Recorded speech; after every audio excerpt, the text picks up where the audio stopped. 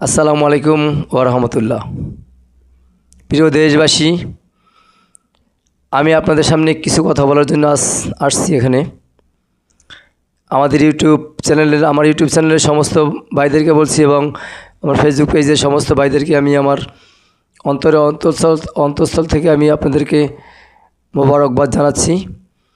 আসলে আমাদের দেশে এখন একটা আলেমদের একটা যে কথা বলার একটা এক্সপিরিয়েন্স আমাদের এখন বর্তমানে আমরা পাইতেছি, যে সমস্ত আলেমরা মোটামুটি এক হইতেছে।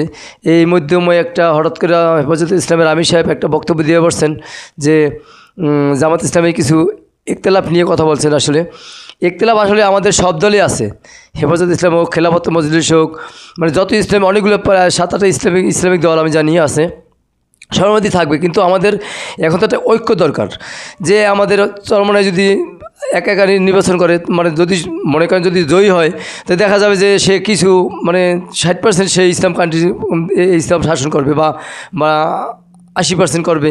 বা হেফাজত ইসলাম যদি ক্ষমতায় আসে, দেখা যায় যে কোনো দিন ক্ষমতায় আসে, তাই দেখা যায় যে 60% বা 80% হবে বা কোনো একটা পার্সেন্ট থাকবে।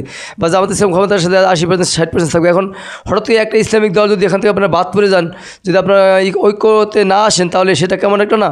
তো দেখা যায় যে আপনারা যদি ঐক্য যদি আসেন, আপনারা আসলে দেখা যায় যে আমাদের একটা ইসলামিক একটা দল ক্ষমতায় আসলো, আপনারা প্রথমবার ধরুন 60% বা 80% আপনারা দেশটা ইসলাম কান্ট্রি হিসেবে গঠন করা হবে।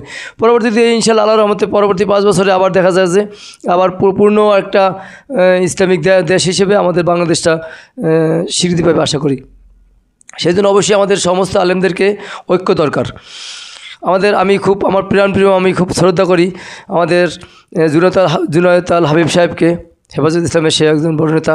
তো আমি তার সাথে তার একই স্টেজে ছিলাম আপনাদের হোসেন মার্কেট, গাজীপুর হোসেন মার্কেট, যে বাস্তবারা এরকম ছিলাম ওখানে একটা মাহফিলে।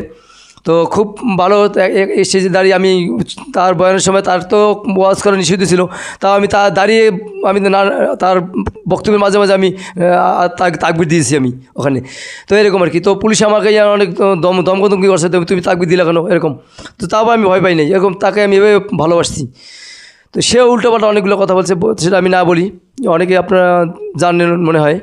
যাই হোক, এখন কথা হলো আমাদের যে সমস্ত আলেমরা আমাদের এক হতে পারি, অবশ্যই আমরা সব এক হতে পারি, আমরা সেই দিকের জন্য সবাই আমরা আগাইতে পারি। আল্লাহ যেন সবাই আমাদের সবাইকে যেন সঠিক বুঝদান করে, সমস্ত আলেমরা এক হোক, সমস্ত দলগুলো বাংলাদেশের যত ইসলামিক দল আছে সবাই আমরা বাংলাদেশ জামাত ইসলামের সাথে সবাই আমরা কাজ করবো ইনশাআল্লাহ সবাই। তাহলে আমাদের আসলে যেহেতু জামাত ইসলাম এখন বর্তমানে